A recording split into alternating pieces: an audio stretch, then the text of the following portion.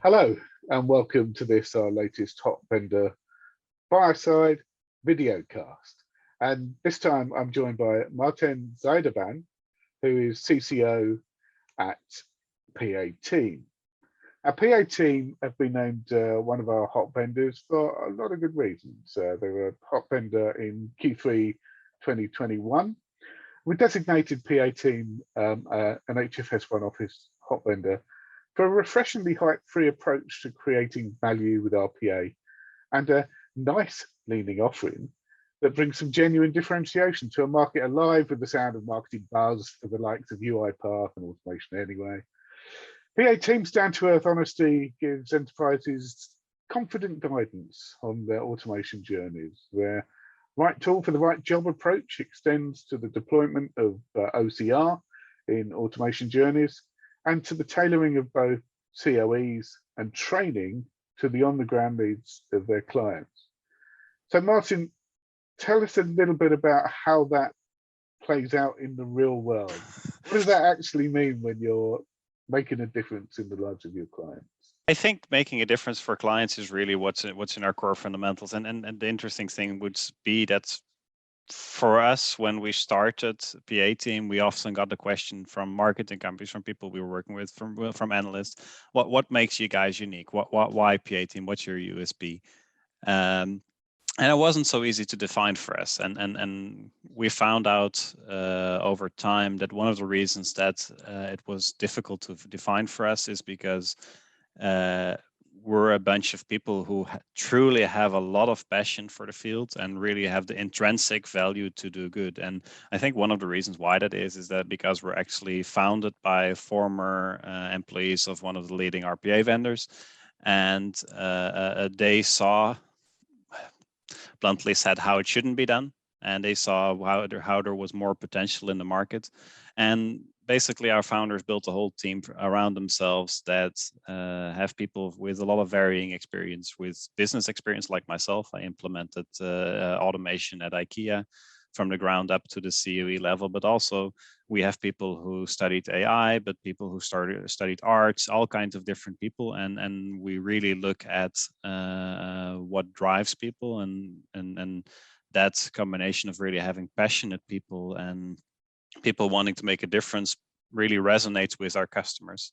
We really operate on, probably as any other company, but on a trust basis. Like recently I made a comparison that it's almost like a marriage for us. Like when we start working with a company and we work together with several leading enterprises, like for example, IKEA is a customer of ours, FedEx is a customer of ours. And we really work together with them to be there in the long run, like for better or worse. If we make mistakes, we're open about it. If we do good, we celebrate together. We cry together if something goes wrong. But I think that's something which really resonates well with customers in a market where automation and AI is a lot about hype and a lot about who can come up with the biggest buzzwords instead of what truly brings value. I think that really does stand out for us. It's why, I think you cut through some of that marketing noise. But it's quite easy to say, isn't it? It's quite easy to say. I build trust. I do the right thing for my client. I don't follow the marketing bluster. So what do you do? Let's flip it from what you don't do to what are the specifics of how you make that difference to your customers? I think it's and maybe it's cheesy, right? Because it's just to keep the parallel to when you're getting married. The first time you meet someone, you also don't get married, right? Like you first get to know each other. And I think that's also our approach. When we meet someone new, we don't try to pitch a tool. We don't try to pitch a technology. Like we don't pitch, let's get married. We're trying to understand who they are. We recently started working together with a large company in the UK, where we're now going through the onboarding process. And really what in the initial stages, we really built a relationship. We were open about what are our strengths, what are our weaknesses. And we really try to work with the customer. What are their strengths? What are their weaknesses? What went wrong in the past? What can go better? Really being open and transparent. Also about things which we can't do, like and mistakes we made in the past. And I think that's something which is less common in the markets, to be open on mistakes that happened. Just to take an example, we've had opportunities in the past where we were talking to companies where literally they were telling us, yeah, I have a bag of money, I want to do RPA, budgets approved, everything. And then we started working with talking with them, and they didn't have a strategy. It turned out that it was the CIO or CTO who just was told by the CEO or the board, we need RPA, it's a differentiator, all our competitors have it, we need it too. And then we started talking, and there was no clear strategy, there was no clear goal. And in that scenario, like from our perspective, it's set up to fail. Like from us, we will never be able to meet the expectations because there are none, so we can't know what they are. But also there's not a clear benefit for the customer. So, and then I think one of the tricks that we do, or tricks, it's not a trick, it's methodology that we do, is once we've built the trust and the relationship, we try to understand what the problem is, understand the business case, understand the ROI, because sometimes I hear, my business heart always cries a little bit. I hear about then the consulting projects which costs hundreds of thousands of pounds, dollars, euros, whatever your currency is, and the savings are half an FTE. And then you just know that a company has spent so much money on automating a process where it just doesn't make any business sense. And then obviously everyone is in the business to make money, also we are. But for the long run, I don't think that's the basis of a good relationship, of spending a lot of money and not making savings to do accordingly. I was just going to say there's some really basic stuff in the numbers, isn't there? Looking at a proposition yesterday where the licensing cost of the bot was about 20,000 US. Well, you can offshore for cheaper than that. So why would you do it? Is the big question. And I think it's really important that companies selling RPA are upfront about the real value proposition. And it's often not about saving an FTE, it's more about, well, how do I work differently because I can automate some elements of work.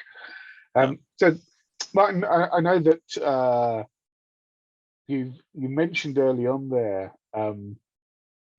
that the guys set up the business because they saw how things shouldn't be done. And that's often the reason that startups happen, is because they see a problem, they see a something that is wrong in the world that they would like to put right. Right. So what did the guys identify? Are you still seeing that happen?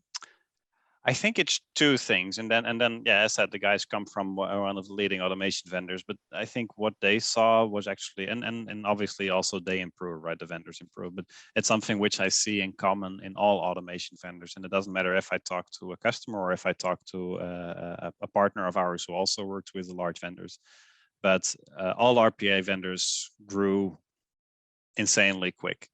I think any company that grows quickly, including ourselves sometimes, one of the first things which comes under stress is, well, actually two things. Your support is under stress. So if there is a ticket, if there's a problem with the tool, how quick can you resolve it? And you just see and there's a big variation on vendors, but some of the bigger vendors, on the leading vendors, it can easily take weeks before you get to talk to someone who really knows what they're doing. Like you, in a bad situation, you get stuck in some kind of support loop, explaining your problem 4 times before you get to talk to someone. And I think with that support loop, it's also the personal attention. I think really spending time with the customer. It comes back to what I said earlier, like what we feel differentiates us from others. It's really that let's call it boutique approach. Like, we're here for you. You are our customer, and it's difficult, right? If you're a large company, it doesn't matter if you're a large service provider, if you're one of the big 4, or if you're a large software vendor. If you grow and if you have 50, 200, 500, 5,000 customers, you can't spend the same amount of time with everyone. And I think that's something they saw, like, how do we help customers get more out of this technology? How do we help them get a better service and also a more tailored service? Because if every customer is unique. I think one of the things that's interesting from my own background, when I started at IKEA, everyone was, a few years ago, you'll probably remember it as well. The big thing was, if you don't have a COE, you're not successful. No one knew what the COE was, but you needed to have one. It was like the new car. And many companies were pitching it like, you need this pre-built COE that we've implemented 200 times.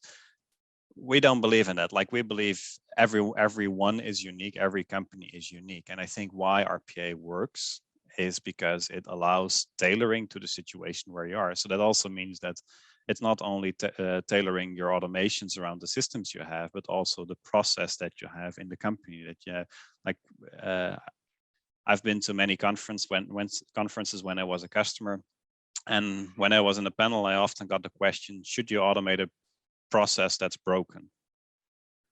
Which I think is a very loaded question, because if anyone will instinctively reply, of course you will say, of course you won't automate a process that's broken, right? But if a process is broken, there's usually a reason why it's broken. Maybe it's historically, maybe something happened, but it might not be as easy to just fix the process and then automate it. So sometimes you just need to have the dialogue, and maybe you need to automate that broken process, even if it's temporarily. I guess you have to understand what they mean by broken. Yeah, exactly. If there's a gap that a human being is filling, then sure, maybe you might need to automate that element of it. But I think you and I sing off the same hymn sheet. We need to understand what they're actually trying to achieve rather than what the process is. Yeah. And you start from that end of it rather than just trying to replicate a process that's been happening for years. Because that process happened the way it happened because automation hasn't been applied to it. You then have to rethink how that gets done with the possibility of automation being applied to it. So let's move on to the elephant in the room here. Your relationship with NICE, right? Yeah. This is unusual in the market. The RPA world is dominated by the likes of UiPath, Automation Anywhere, and the rapidly being acquired Blue Prism. Those have always been the big three. NICE has been in and around, but it's not top of mind. So No. Does that present a challenge for you because you are quite specialized in them, or is that a niche that you're able to exploit? Which way is it working for you?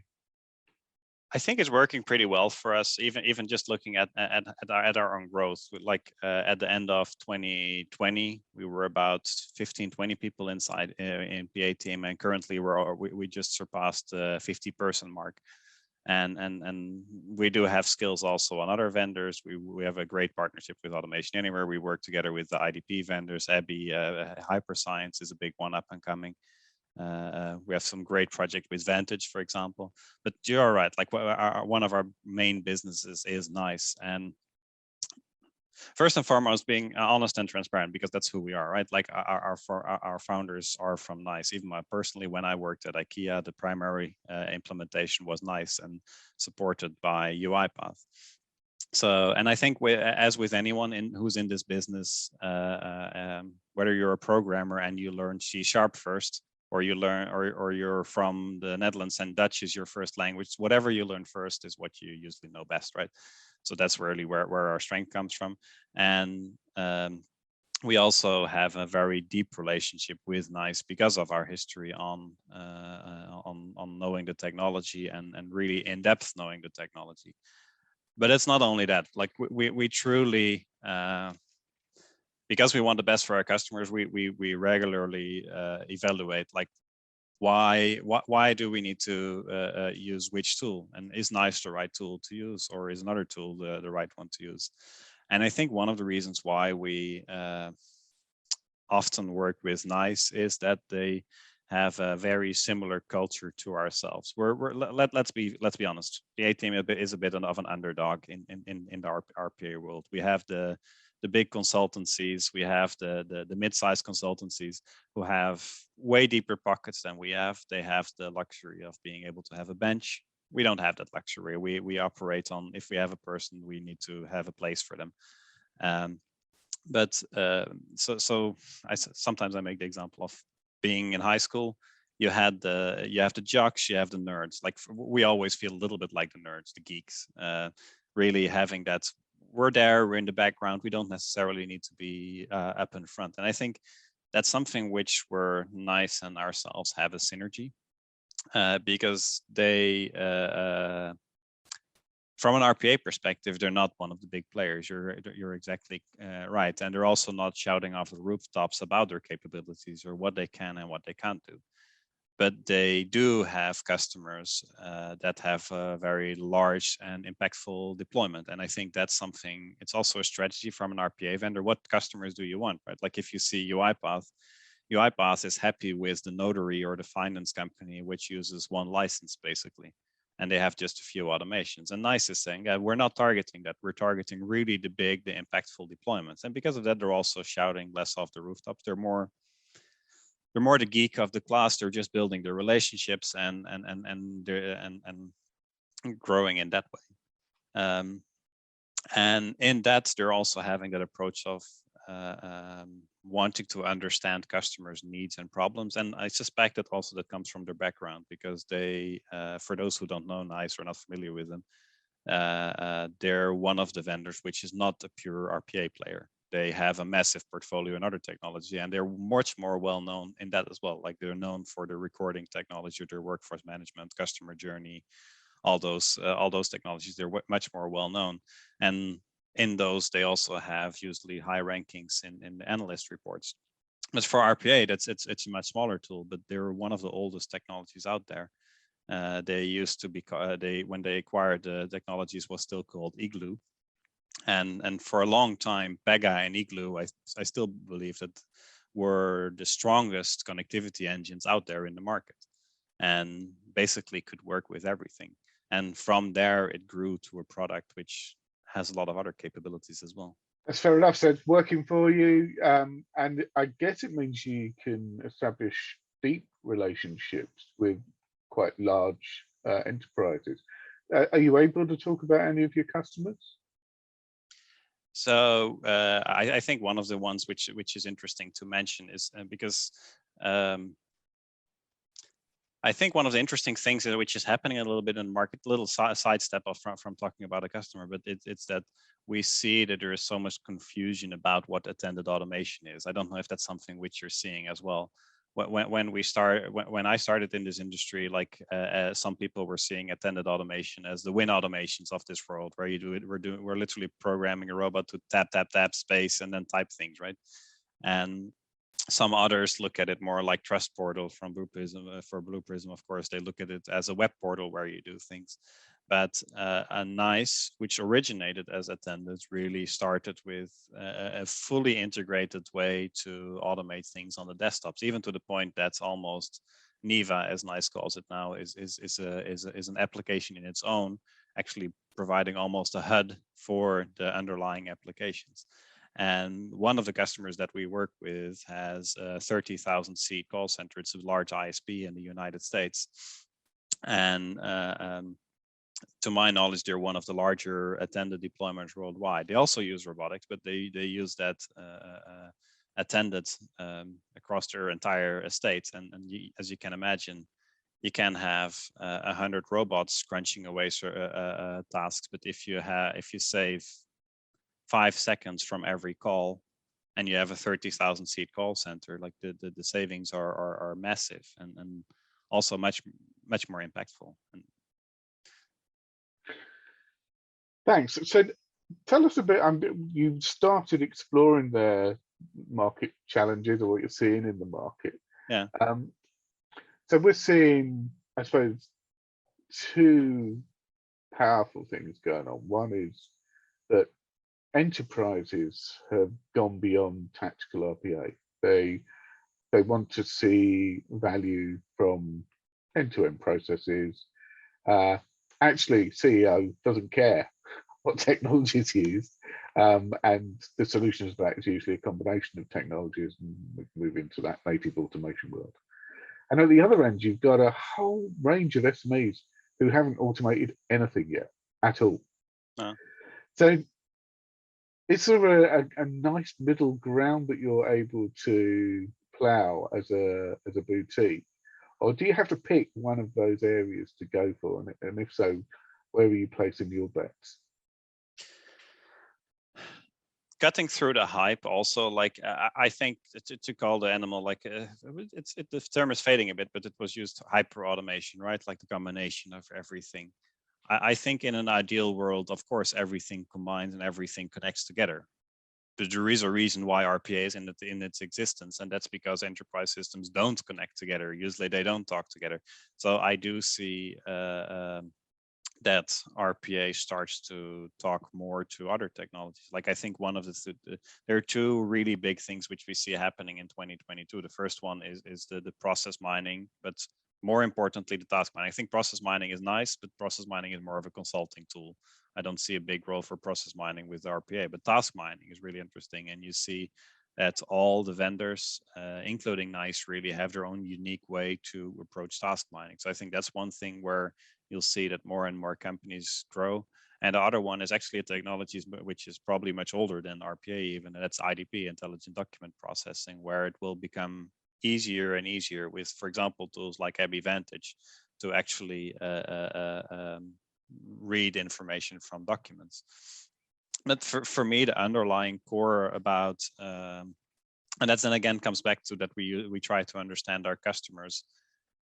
There is a reason why customers start to look to other technologies. Why do customers start to ask and or have interest in task mining and process mining? Why do they have interest in IDP tools? And then the answer we get is because our RPA automation, one way or another, it doesn't give them what they expected, or it doesn't give them what they need. So there is a bigger need. So usually what we try to do is also here, problem first, technology second. So let's try to understand the problem. And I think whether we like it or not, there still is a lot of potential in RPA itself as well. For example, looking at attended automation, not everyone is using attended automation. And then I'm talking about attended automation as NICE has been using it for years, not as some of the newer ones are introducing it, but really an integrated way with the agents. There still is potential in there as well. And then the technologies that surround that, whether it's task mining, process mining, or even introducing machine learning, deep learning into your automation processes, it's nice. But for me, those are methods to increase what the robots can do. But if your foundation is wrong, like I've sometimes used the example of an automation factory. Like for FedEx, we help them work on setting up an automation factory. And basically, if you have your factory, you have your COE, you have your development, you have your operations, which, by the way, a lot of people neglect to mention. If you have robots, you need to maintain them. Like you can't just deploy them and ignore them. But you can have the perfect factory. All the processes align. Your workloads are aligned. You have enough people everywhere that there are no bottlenecks. Let's call it Lean Six Sigma. You need to apply that on your automation team as well. If you don't have any new automations coming in, your factory is going to run at a standstill. You see it now in the car industry, like they're missing one chip and the whole factory grinds to a halt. And I think with automation teams, that's the same. Like if you don't have your foundation in place on how you implement software, because then that's in the end, that's what we're doing with automation, right? We're building custom software. You need to have that in place. And then if you plug in new technologies, it's just, if your car is right, if your car works, it just means that you're suddenly adding a sensor to the car, which can keep you in the middle of the road. But if you have a car and you put that sensor on, but your windshield is black, what good is the sensor going to do? That's a really interesting thought you're developing there. This idea that automation is simply putting together a bespoke software. And that raises the question of, because I was thinking before we got to that, you have a challenge in that if you want to take a problem-centric approach to connecting with your clients, you're labeled immediately as you walk through the door, the automation guys. Yeah, So correct. you've got an automation hammer to hit this thing with, right? Yeah. So they start that positions the conversation as being one about what can I automate rather than what is the problem I need to solve. Do you find that happens a lot, or are you able to overcome that, or does it take? Because what I'm thinking is, if I'm got a problem to solve, and I look at my list of suppliers, I'm going to veer towards my problem solvers, who I might see as my consultants, my big four, etc., rather than my automation guys, who I'm going to use when those smart guys have told me how to solve my problem. Oh, with automation, great, okay, good. Right. So how do you connect those dots? It could be something that goes round and round in a circle. Yeah, again, and definitely, you're exactly right. It does happen a lot. But what we try to do is really to educate, and that's also comes together with that cutting through the marketing hype. It's try to educate what RPA is and what it isn't, and what OCR is and what it isn't. Like OCR, also most of the RPA vendors have some kind of OCR capability in their technology. It's not up to par if you compare it to an IDP. So it basically, to keep in the car analogies, like if you want to transport a couch, you probably don't want to do that in your car. You want to do it in a small truck. You want to have the right tool for the right thing. So when we have a new conversation with someone, it's also about educating on, okay, yeah, there are so many voices out in the market about automation. What is it? What is it you're looking for? And in that conversation about what then are hopefully new customers, but also sometimes not, right? Sometimes we just agree that this is something where you just need to have a different workforce management system, or you just need to fix your underlying system. That it's educating, like RPA is a toolbox. And I think the second thing which we do a lot is actually connecting to that. You buy that toolbox. Do you want to have that toolbox yourself? Do you know which wrench to pick up? Do you want us to help you learn how to use the toolbox? Do you want to become the carpenter, or do you want to hire the carpenter to do the building for you? That's also a discussion which we have with people. But it comes with, like, yeah, if you don't know the difference between a hammer and a wrench. Okay, so I think we should start thinking about where you're going to go next. You're making yourself quite a little dent of a niche in the market there. Yeah. That is scalable. You can keep going in that route. What's the plan for the next 12 to 18 months? Are you looking to expand into adjacent industries, or to add to your portfolio of technologies, or to grow across the world? You've got to 50 people so far. Yeah. What does it look like in a couple of years' time? Yeah, interestingly, one of the things which makes PAteam also fairly unique, which you didn't mention yet, but those 50 people actually are distributed very globally. We have people in the US, in the UK, Netherlands, Poland, India, Israel. So we're very distributed already, which is not very common, I've noticed, for the size of our company. Usually the companies are very tailored to one specific region, or even for one specific country. When I joined PAteam, we were targeting the whole world. So one of the things which I did once I started helping out with the commercial side was first bringing the focus to PAteam, bringing focus on specific technologies, bringing focus from a area perspective. Now we're growing, and we're while we grow, we also get more possibilities. So one of the things which I see happening is really, which is in the future, and we already see it happening, is that we're having robots as a service, which is something which the RPA vendors also are talking on. Like some are already offering it as a SaaS, where basically the backend is hosted, but we start to have the first companies like a large technology university in the United States, which are actually hosting their robots. We're hosting their robots. The full robot is running on our side, and that's also where our boutique specialty comes in, combined with the knowledge of the vendors, that we can offer that service already. Because offering that at scale, I think the vendors still have some steps to go. And I think other than that, like where we're really focusing on is that while we grow, we can still provide the value and the personal approach that we're known for and that we have our relationships for. So we really just want to have more customers be successful. It sounds very cheesy, but that is truly what we want. We want to talk to people who had trouble implementing automation, who maybe even failed already and already realized they failed. But we want to just have more impact. And there are offerings like RAS, which we're providing to more and more customers. We're going to utilize, as we spoke about. Obviously, we're also working on implementing more and more task mining as well as IDP, because it does expand, for those who already are using RPA in the right way, it does expand the possibilities.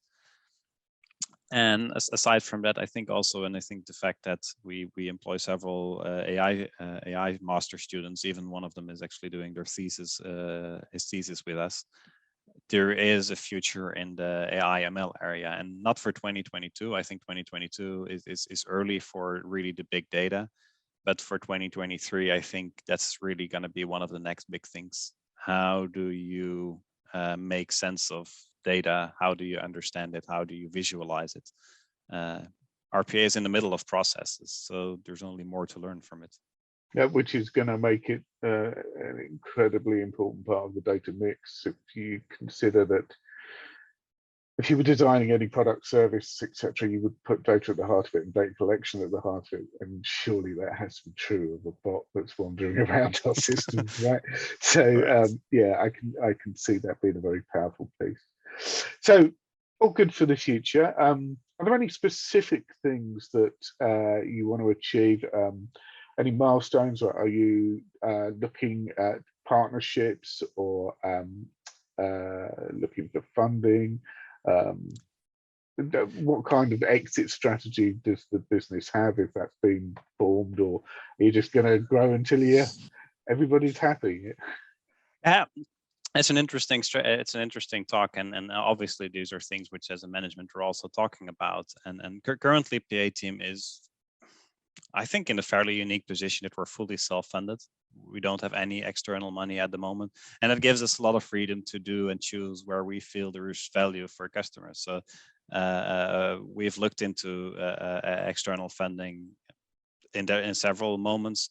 It's not something we're excluding at some point in time. I think, as any company, it's always interesting to look at potential exits, but really we're focusing, and I think that's also important. We're focusing on our customers and really doing well at that. And as proven, within a year we grew 2.5x in revenue and in people. So that really works.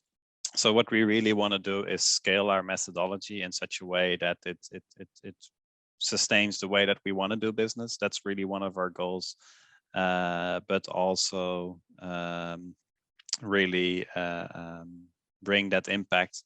And what we start to do more and more is also practice a little bit as you preach, right?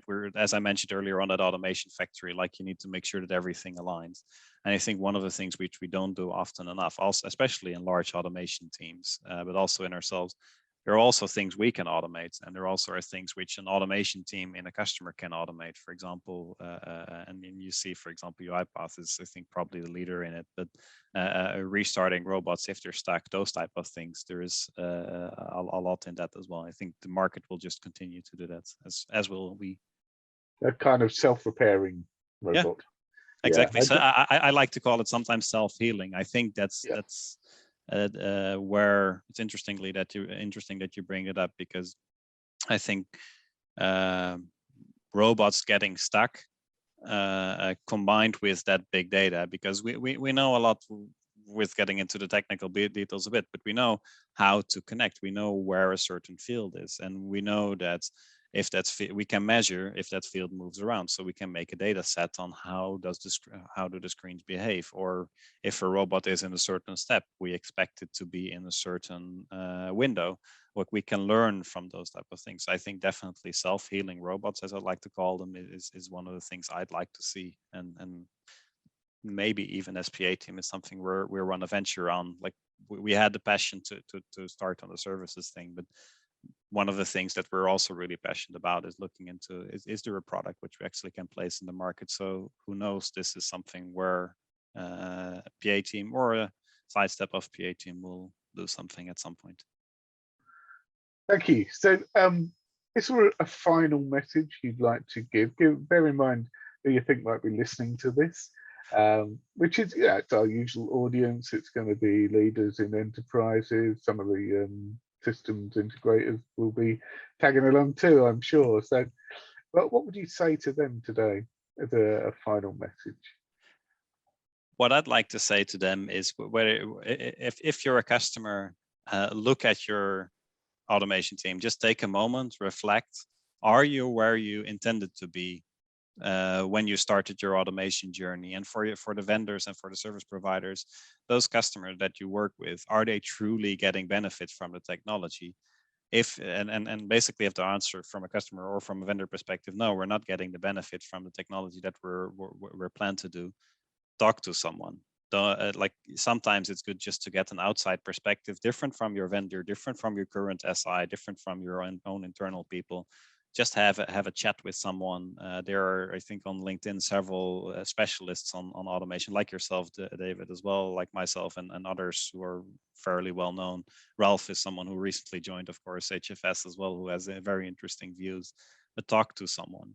Don't let it slumber, because our PA costs a lot of money. Actually, something I just want to, I know it was a closing statement you asked for, but something which you did bring up earlier. License cost starts to be a problem, and something which is really slumbering, I think, in the automation world. Robots are expensive, and even having a reflection on an automation which is running on 200 robots, making that a bit more efficient. If you make it 10% more efficient, you save 20 robots, which I think for most vendors is anything between 6 to 10K. So if you save 20 robots, that means you're having a business case of 120K savings. Take that moment, reflect on your own automation, reflect on your customers. I think that's what I would want to give people. And we're more than happy to have that chat. Well, thanks very much indeed. It's been a real pleasure speaking with you today, and we wish you the best of luck for the future. Thank you. Likewise. Thank you.